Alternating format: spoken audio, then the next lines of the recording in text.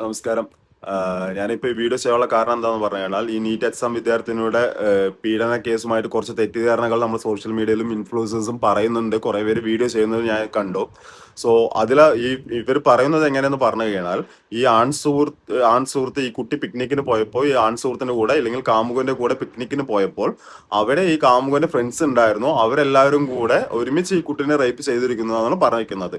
സത്യത്തിൽ പോലീസ് എഫ്ഐആറിൽ ഇട്ടിരിക്കുന്നത് എങ്ങനെയെന്ന് പറഞ്ഞു കഴിഞ്ഞാൽ ഈ കുട്ടി ആൺ സുഹൃത്തിന്റെ കൂടെ അവിടെ പിക്നിക്കിന് പോയപ്പോൾ അവിടെ നിന്നും വന്ന ഒരു 3-4 പേര് ഞങ്ങൾ ഫോറസ്റ്റ് ഉദ്യോഗസ്ഥരാണെന്ന് പറഞ്ഞിട്ട് ഇവരുടെ നിന്ന് കാശ് ആവശ്യപ്പെട്ടപ്പോൾ ആ ആൺ സുഹൃത്ത് ഈ കുട്ടിയുടെ ഈ വിദ്യാർത്ഥിനിയുടെ സുഹൃത്ത് തരാൻ പറ്റില്ല എന്ന് പറഞ്ഞത് കൊണ്ട് ആ ആൺ സുഹൃത്തിനെ ഇവർ കെട്ടിയിട്ട് മർദ്ദിക്കുകയും അങ്ങനെ ചെയ്ത് ഈ വിദ്യാർത്ഥിനെ സെപ്പറേറ്റ് കൊണ്ടുപോയിട്ട് അവരവിടെ ബലാത്സംഗം ചെയ്യുകയായിരുന്നു. ഇതായിരുന്നു സംഭവിച്ചിട്ടുണ്ടായിരുന്നത്. അതിന്റെ വീഡിയോസാണ് നമ്മൾ കണ്ടുകൊണ്ടിരിക്കുന്നത്.